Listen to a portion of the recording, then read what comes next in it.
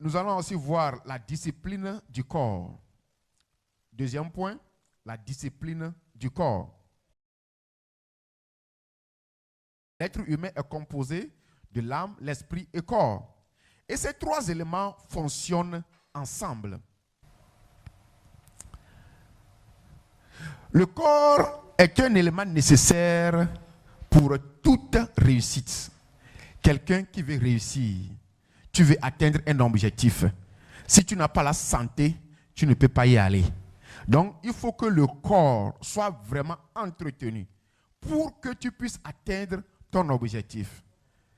Tu veux méditer mieux. Si tu n'es pas en bonne santé, tu ne peux pas te réveiller pour méditer. Tu veux élever tes enfants. Si tu n'es pas en bonne santé, tu ne peux pas.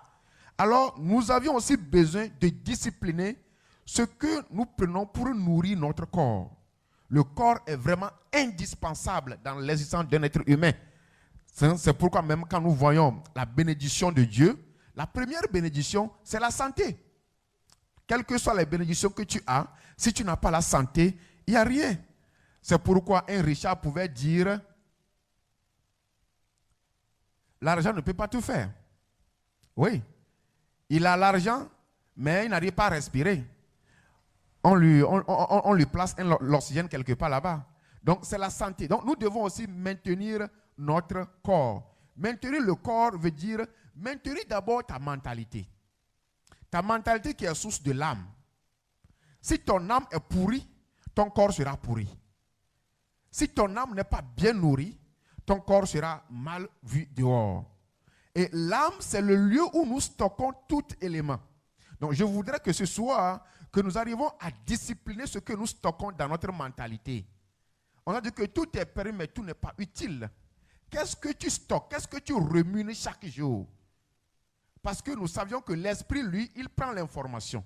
L'esprit reçoit l'information et tu le stockes dans ton âme. Mais si l'information ne vient pas à l'esprit, si tu sais que l'information ne peut pas nourrir mon âme jusqu'à faire sortir mon corps, il ne faut pas le stocker. Rejette. Dans ce cas, utilise ton esprit pour rejeter la mauvaise nouvelle qui va te faire effrayer. La mauvaise nouvelle qui va te détourner, qui va semer la panique en toi, qui va faire que lorsque tu seras seul dans ta chambre, tu auras peur. Donc, il faut te discipliner. Prends une résolution ferme pour dire qu'à partir d'aujourd'hui, je ne fais plus partie des informations négatives. Ça vient, tu le rejettes. Je suis fort, je suis plus que vainqueur. Ça là, ce n'est pas ma part. Tu le rejettes. Donc, disciplinons aussi nos pensées, nos esprits, afin que nous ne rentrons pas dans des choses qui ne vont pas nous avantager. Il y a des choses que nous voulons faire et des choses que nous devons faire. Si tu veux bien entretenir ton corps, il y a deux choses. Tu as la volonté de faire quelque chose, mais l'objectif que tu veux atteindre a ses règles. Donc, si tu connais l'objectif, il faut laisser ce que toi tu veux faire. Va chercher comment on fait pour atteindre l'objectif là. Voilà là d'où la discipline doit venir.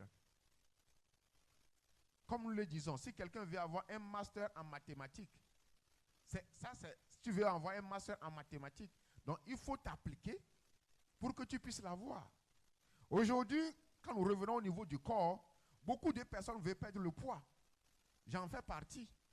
Mais est-ce que j'arrive à m'organiser pour pouvoir atteindre l'objectif? On me dit que si mon corps est dépressé, je ne peux plus rien faire. Si mon corps n'est pas en bonne forme, je ne suis bon à rien. Je peux avoir de belles idées. Si ce soir, je ne pouvais pas me déplacer pour venir ici, et on t'a programmé, comment je vais faire? Je ne peux pas. On ne peut pas amener l'église dans ma maison. Non, dans cette condition, c'est moi qui dois me déplacer. Alors, tu as par exemple, un schedule. Je veux, par exemple, commencer par m'entraîner. Oui, ça c'est le désir. Maintenant, pour le faire, il faut maintenant t'appliquer aux choses que tu dois faire. Donc, les choses que je vais faire, on nous dit que ça nous tire vers le bas. Parce que tu veux perdre le poids, mais tu ne veux pas cesser de manger Dunkin' Donuts. Tu ne veux pas cesser qu'au moins tu aies au moins une petite faim avant de manger. Dans ce pays, en tout cas, je ne sais pas si certaines personnes dans ce pays, ils expérimentent la faim. Certains n'expérimentent pas la faim. Non, non, non.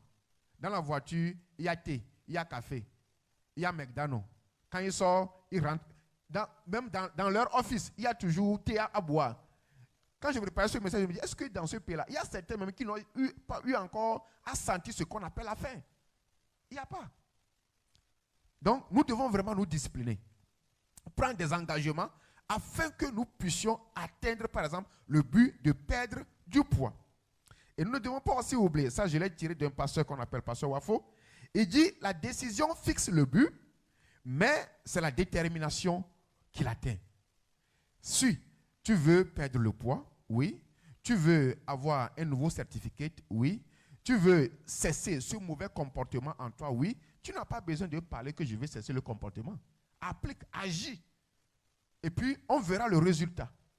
Donc, nous avions besoin vraiment de nous mettre à travailler sur les décisions que nous prenons. Car les décisions sont bonnes à prise, mais il faut que la détermination qui va nous amener à atteindre ce résultat. La détermination ici, je pense que ça fait allusion à la persistance. Et dans certaines de mes recherches, j'avais trouvé 4 éléments, c'est même jusqu'à 20, mais je vais nous donner 4 éléments qui peuvent nous amener à être persistants. Si tu as pris une décision et tu veux atteindre la discipline que tu veux amener dedans, si tu n'arrives pas, il faut savoir qu'il faut utiliser ces 4 différentes étapes sous forme de détermination. Parce que lorsque la décision est prise, il faut une certaine détermination. Il faut de l'engagement. Il faut de l'engouement pour y arriver. Certainement. Donc, il nous faut une certaine discipline.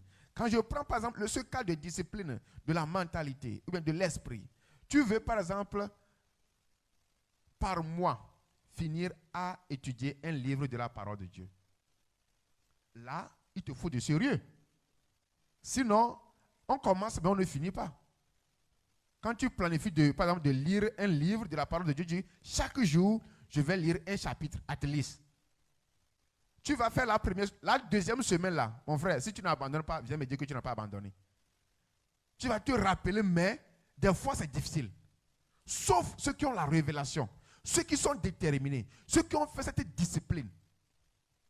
La première fois quand je m'étais dit que je vais lire, c'est quelqu'un qui m'a dit, bon, tu sais que le livre de Proverbes, c'est un bon livre, il y a beaucoup d'enseignements dedans, et ça compose de 31 chapitres.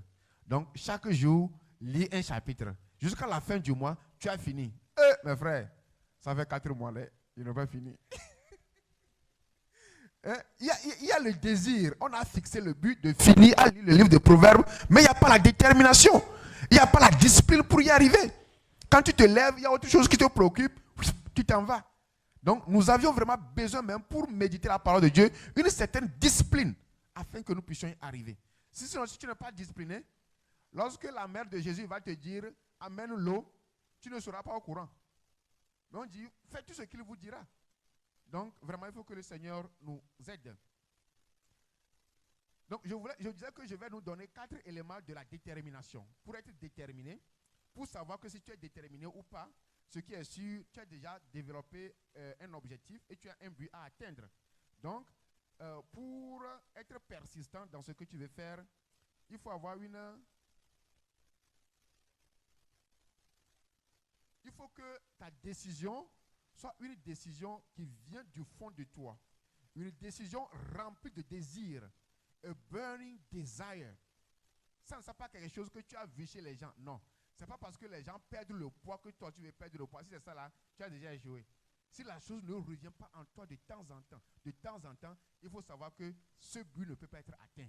Donc si tu as fixé un objectif, il faut que l'objectif là, comme je l'avais dit, ça doit stocker dans l'âme. Et tu la rumines de temps en temps. Même si tu n'as pas fait aujourd'hui, demain tu reviens. Jusqu'à ce que, au moins, on verra de l'élan. Si tu te rappelles de ce que tu veux faire de temps en temps, il faut savoir que tu vas y arriver. Mais si tu as mis la position et que tu ne te rappelles pas, il faut savoir que le but là, chez moi on va dire Naniboru, ça ne se réalisera jamais. Le second point aussi dans la détermination est définir un plan, express and continue action. Il faut avoir un plan bien défini. Tu veux lire la parole de Dieu, vraiment il faut être focus. Il faut savoir l'heure à laquelle tu dois aller au lit pour savoir l'heure à laquelle tu dois te réveiller et savoir quand tu vas aller au travail. Si tu sais qu'au moins par nuit, tu as besoin de 6 heures de sommeil et tu sais que tu veux lire la parole de Dieu, Or, nous savions que Job nous avait dit qu'il se lève tôt le matin pour la parole de Dieu. Tu as cette parole en toi et tu veux lire ça tôt le matin. Ce n'est pas le matin que tu vas te forcer, non. Tu vas te forcer depuis à la veille. Savoir, parce que tu sais que tu as besoin au moins, si tu dors 4 heures, 5 heures, tu dois te réveiller. Pour certains, c'est instantané. Ils n'ont pas besoin de réveil. Quand la personne dort durant 4 heures de temps, 5 heures, ça va. Donc, si tu vas au lit à temps, tu vas te réveiller temps pour avoir le temps et commencer par étudier. Donc, la personne nous dit ici qu'il faut avoir un plan bien écrit et à remuer toujours chaque jour. Et maintenant, après le plan qui est écrit, prends l'action pour rentrer en possession. Le troisième point dans la détermination, il faut avoir a mind closed tightly against all negativity and discouraging influence. Ok. Dégage-toi. Il faut avoir tes pensées focalisées, serrées sur l'idée, sur l'objectif que tu veux atteindre. Ce qui est sûr, les vents, les flots vont venir. Il dit, c'est ça la négativité. Que maintenant, il ne faut plus accepter tout ce qui serait négatif à ta décision. Si tu as une décision, tu veux atteindre un but, et dans tes propres pensées, tu vois 2 Corinthiens 5, 10 qui s'accomplit. Il y a les pensées qui viennent pour assujettir ta propre pensée, il faut les rejeter. Parce que tu as un but tight. Donc, il faut avoir mind close pour toutes les autres idées qui vont venir pour te faire peur.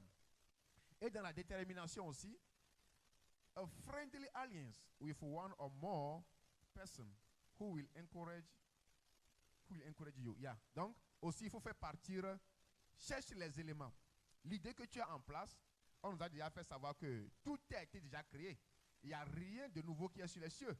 L'idée que tu as là, il y a déjà les gens qui l'ont déjà fait. Donc, essaie de s'approcher de ces personnes. Raison pour laquelle ça a fait allusion au coaching. Essaie de t'approcher de ces personnes pour acquérir d'eux, pour qu'ils t'encouragent, afin que vous puissiez marcher ensemble. Amen. Que le Seigneur nous bénisse. Alors, ça c'est comment arriver à se déterminer. J'avais déjà parlé de la nourriture. Gloire à Dieu. Alors, je vais parler d'un autre point. Mais ici, la parole de Dieu nous dit que nous devons être persévérants en toutes choses. Ne pas avoir peur, comme les recommandations qu'on avait données à Josué. Et quand tu es déterminé, tu y arriveras. Donc, n'oublie pas que dans la discipline, tu as besoin toujours de te rappeler de ne pas avoir peur. Fortifie-toi, prends courage. S'il y a même personne qui te le dit, dis-le toi-même. Fortifie toi-même. Encourage toi-même. Parce que ce que tu veux atteindre, ce n'est pas n'importe qui arrive là-bas. Beaucoup disent, mais seuls ceux qui se mettent en action qui peuvent y arriver. Donc, je t'encourage à te mettre en action. Et ça nous fait aussi appel que nous devons apprendre à prendre des décisions douloureuses. Oui, parce que nous devons connaître la parole de Dieu. Si tu ne mets pas cela en toi comme une charge, 100 ans, tu ne vas pas lire, tu ne vas pas méditer. Et il serait difficile pour tes Matthieu 6. Difficile. Parce que si tu n'as pas la parole, tu ne peux même pas prier seul. Donc, nous devons vraiment être tight et prendre des décisions douloureuses aujourd'hui, mais qui nous feront du bien dans notre avenir. Nous devons aussi nous priver. Je parle toujours dans le domaine du corps. Nous devons aussi nous priver de tout loisir qui va vouloir voler nos rêves. Nous devons vraiment nous priver de tout loisir. Moi, je rends grâce à Dieu pour nous qui sommes aux États-Unis. Quand je fais un petit...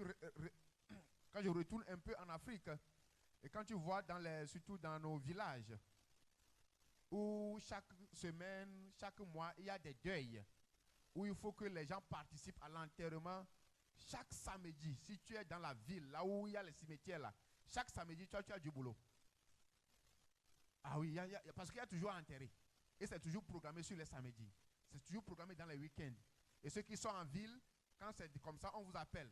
C'est vous qui devez faire les tentes, c'est vous qui devez aller faire tout ça là. Si tu es un homme décidé, avec une idée ferme et une décision, si tu n'es pas serein là, même les activités collectives vont t'enlever et voler ton esprit. Donc nous devons être vraiment tight et savoir ce que nous cherchons. Si nous voulons être organisés, organisons-nous bien. Et ça fait que des fois aussi, on peut demander des excuses pour certains événements, pour dire, cette fois-ci, s'il vous plaît, je ne peux pas. Je ne peux pas, je ne peux pas. Donc, que le Seigneur nous aide. Alors, je vais toucher un autre point qui est la discipline de l'ordre.